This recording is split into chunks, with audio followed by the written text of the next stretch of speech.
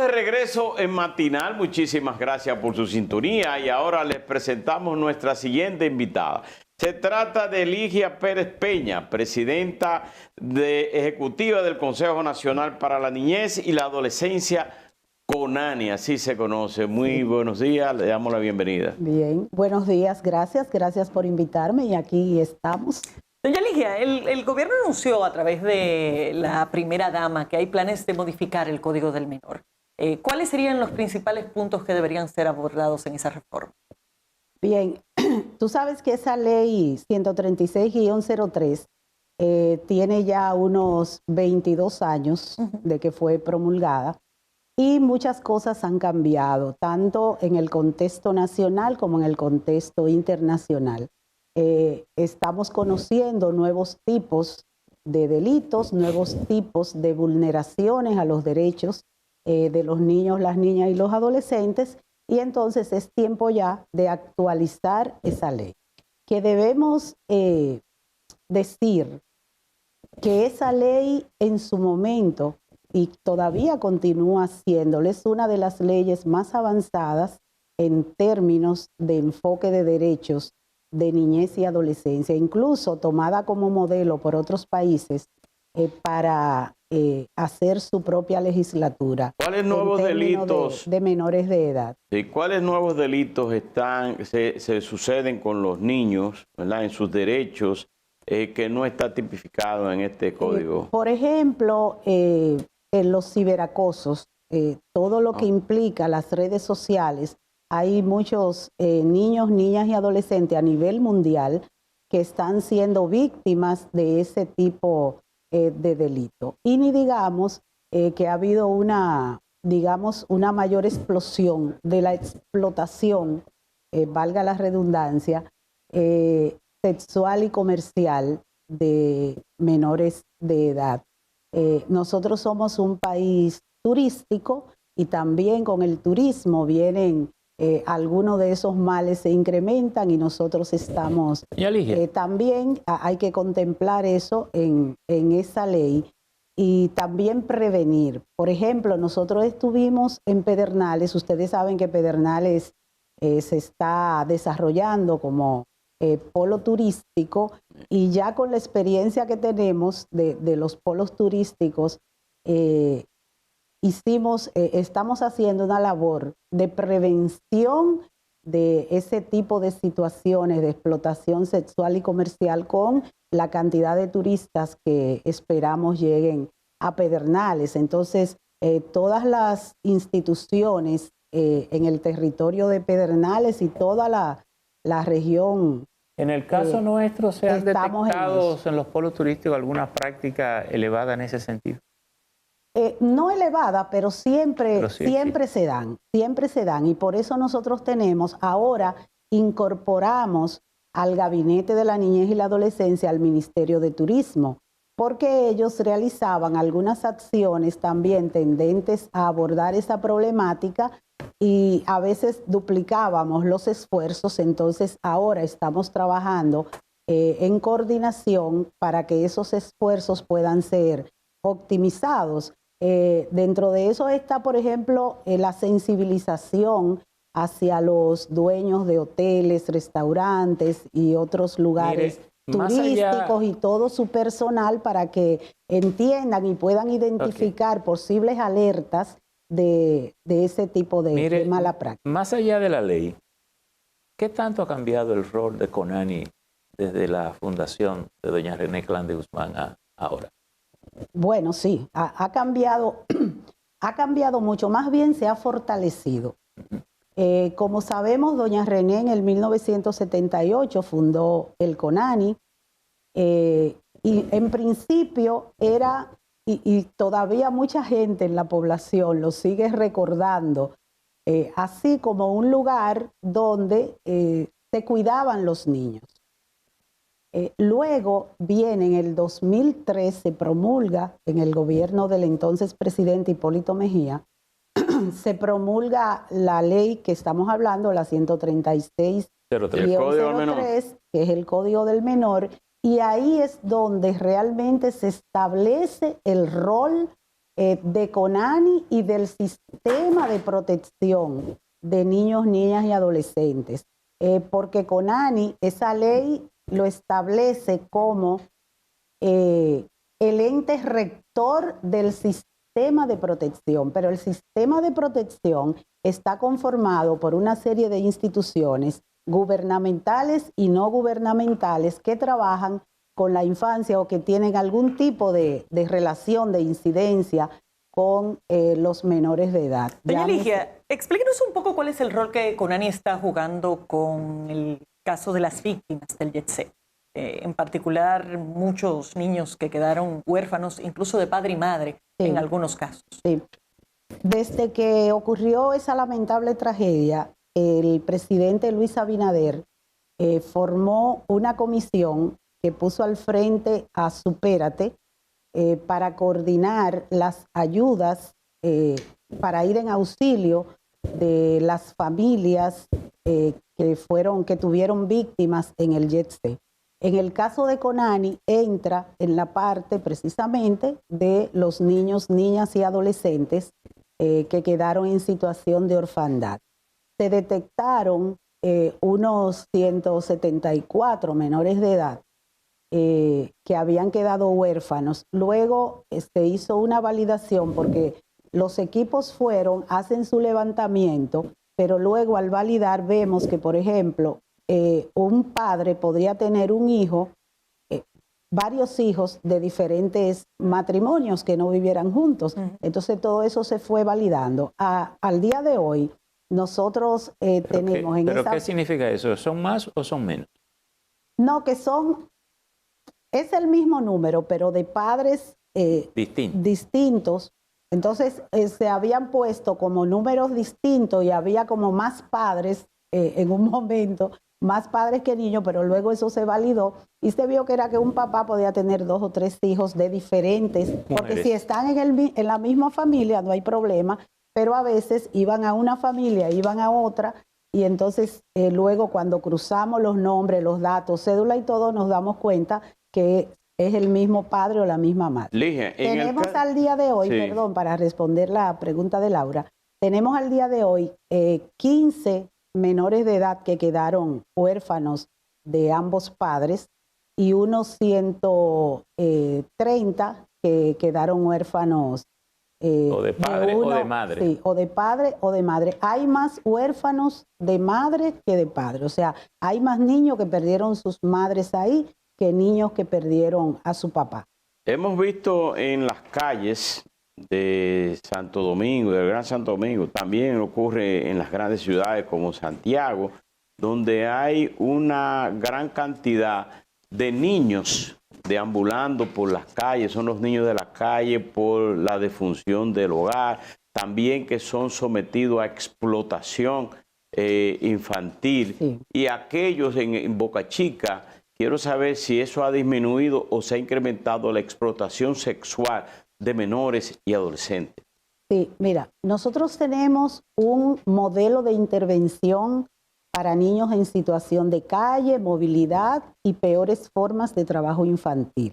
Es toda una herramienta que aborda esta problemática desde todas las aristas que tiene, porque es un problema multifactorial. Ese programa lo implementamos en forma piloto en Boca Chica, en Santo Domingo Este, bueno, en el Gran Santo Domingo, incluido el Distrito Nacional. Y hace aproximadamente un mes que lo llevamos a Santiago y vamos a seguir ampliándolo a todo el territorio nacional. Entonces, abordamos alrededor, en estos meses donde lo hicimos piloto, alrededor de 365 niños aproximadamente en esos territorios que estaban en esa situación. Entonces se determina por qué está ese niño en la calle. Si tiene su familia, se ubica la familia, se visita esa familia, se toman los niños, se llevan, ahí entra entonces Procuraduría, porque CONANI no puede tomar ningún niño de la calle, sino es la Procuraduría, la Fiscalía específicamente de niñas, niños y adolescentes, Entonces se visita a esa familia, se determinan los factores por los cuales esos niños están en la calle. Entonces ahí entran otras instituciones como Supérate, si es por asunto económico, que a veces los padres mandan a los niños a la calle a pedir. Se determina si es un niño que vive realmente en la calle o es un niño que está en la calle temporalmente y en la noche se va para CONANI su tiene casa. la capacidad de hacer el trabajo que está haciendo, y si ustedes tienen psicólogos, si tienen psiquiatras, tienen ese tipo de... y los recursos a nivel de presupuesto. A nivel de presupuesto. Nosotros tenemos a nivel nacional 39 ya, porque acabamos de abrir una... 39 oficinas. Oficinas municipales y regionales de CONANI. Y a través de esas oficinas hay unos equipos multidisciplinarios que tienen psicólogos, tienen educadores, tienen abogados y trabajadores sociales, además de otro personal.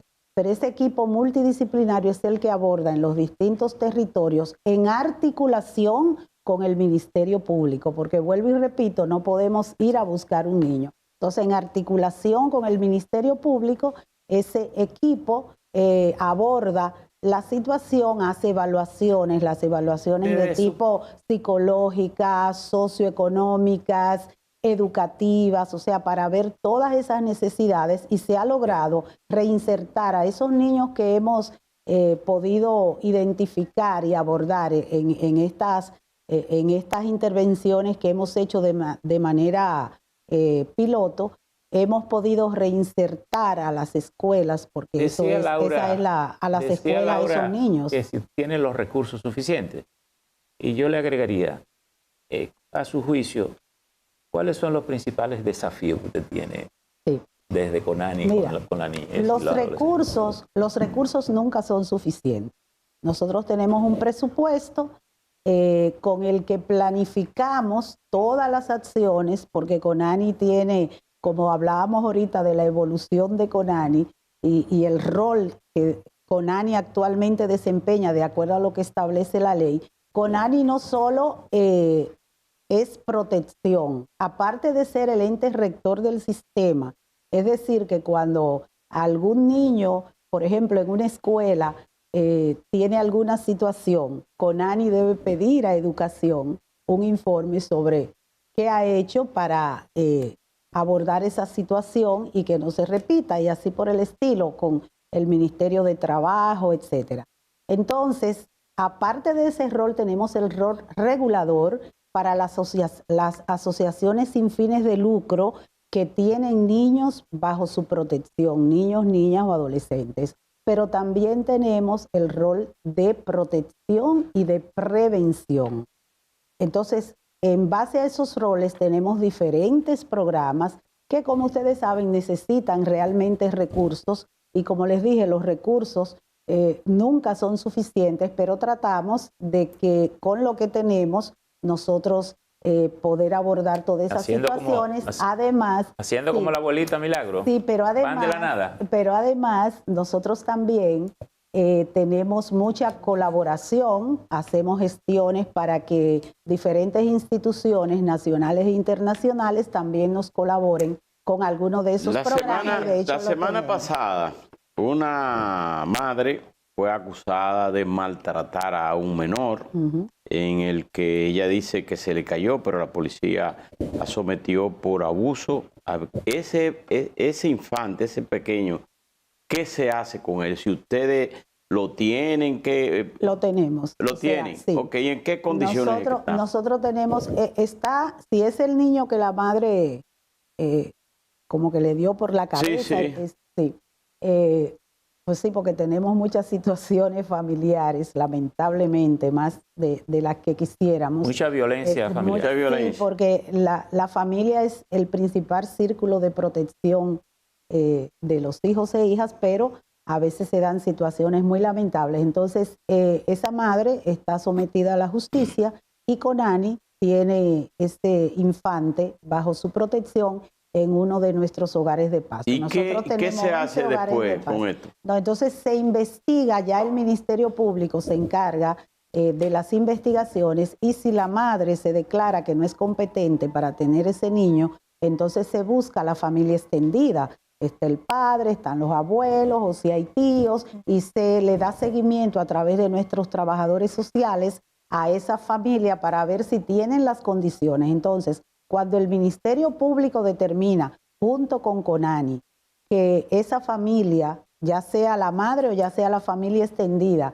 tiene las condiciones para que esa niña o ese niño retorne al ámbito familiar, pues el Ministerio Público nos da la orden de que devolvamos a ese niño a su ámbito familiar. No tenemos mucho tiempo, de hecho, no tenemos nada de tiempo, pero no quiero que nos deje muchas cosas. De decir muy brevemente qué está pasando con el tema de las adopciones, que siempre tiene la doble preocupación del cuidado que hay que tener con ese tema, claro, pero también de los largos plazos que implica. Sí, mira, los plazos en las adopciones se han acortado significativamente porque hemos fortalecido los equipos. Tenemos ahora más trabajadores sociales, más psicólogos porque hay que hacer esas evaluaciones a la familia y al entorno de esa familia. Siempre nos dicen, pero es que eso es muy complicado. Sí, es complicado y tiene que ser complicado porque nosotros vamos a entregar una vida para que se forme, para que tenga una protección en un seno familiar. Si no tiene una familia natural que le brinde esa protección, tenemos que entregarlo a una familia que sí lo haga, pero tenemos que estar seguros y garantizar que esa familia lo va a hacer. Y luego que se le entrega, hay un seguimiento. Nosotros recibimos informes de incluso adopciones internacionales que hemos hecho, porque debo aclarar que CONANI es la única institución que está acreditada para dar en adopciones, porque hay algunas agencias por ahí que dicen no, que nosotros lo hacemos más rápido y eso es ilegal. O sea, Ligia, es CONANI la única institución que está garantizada para ello. Es un proceso, por ejemplo, el que adquiere un niño en adopción, procura que los padres no tengan conocimiento o ¿cómo se lleva a cabo? Porque a veces hay familias que lo dan en adopción y después andan detrás de los muchachos y les genera una serie de situaciones a los padres adoptivos. No, porque precisamente uno de los son los hijos de crianza en muchos casos, más que los adoptados. Pero uno de los factores que hace que ese proceso a veces sea más largo es que hay que determinar primero que no hay ningún familiar que lo va a reclamar luego. Y se hace una sentencia que debe firmar pero a veces hay mujeres incluso que se arrepienten después que lo dan. Pero lamentablemente el arrepentirse lo que pregunto específicamente es si una familia lo quiere en adopción, procura de que la madre no identifique a la familia que lo ha adoptado. Sí, hay casos que sí, porque depende. Hay familias, madres sobre todo, que dan los hijos de manera voluntaria en adopción. Y conocen y saben de la familia que lo va a adoptar. Muy eso bien. es Mire. Otra cosa. Pero aquellos que no tienen familia, entonces el Ministerio Público hace la investigación para garantizar que es así, que nadie lo va a reclamar. Entonces, para que esa familia tenga la tranquilidad. Y por eso le pregunto esto. En estos días hubo un crimen lamentable, vergonzoso, que un señor mató a la mamá, mató al niño y violó a la niña. Y él no era el padre de los niños. Hay mucho más violencia en los padrastros que en la familia formal, digamos, de violencia que ustedes tengan registrado. Bueno, realmente no tengo el dato exacto y no me gusta decir cosas de las que no estoy segura, pero sí lo que sabemos es que la violencia se puede dar tanto en padres, en los propios padres biológicos. Sí. Imagínese usted un padre que no sea biológico. Se dan, claro que sí. Y nosotros tenemos casos lamentables que tenemos que abordar en nuestros hogares. Hay niños que son víctimas de ese proceso, igual que adolescentes que son violadas hasta por los mismos padres biológicos incluso. Son situaciones que realmente laceran el alma y que nosotros quiero aprovechar para exhortar a la población a que cuando tenga alguna noticia de que eso está ocurriendo en su entorno o alguna sospecha incluso de que está ocurriendo, pues que haga la denuncia, que nos la haga llegar ya sea a través de la línea Vida o a través de nuestra página de Conani, que también pueden hacer sus denuncias incluso anónimas. Lo que sí les pedimos que si lo van a hacer por las redes sociales, porque muchos aprovechan las redes y lo hacen por las redes sociales, que no identifiquen imagen ni que digan nombre del menor de edad que esté involucrado en eso, porque hay que protegerlo. Doña Ligia, gracias por su visita. Sí. Agradecemos a Ligia Pérez Peña, presidenta ejecutiva del CONANI, por esta entrevista y llegamos también al final de la entrega. Gracias por la sintonía. Nos vemos mañana.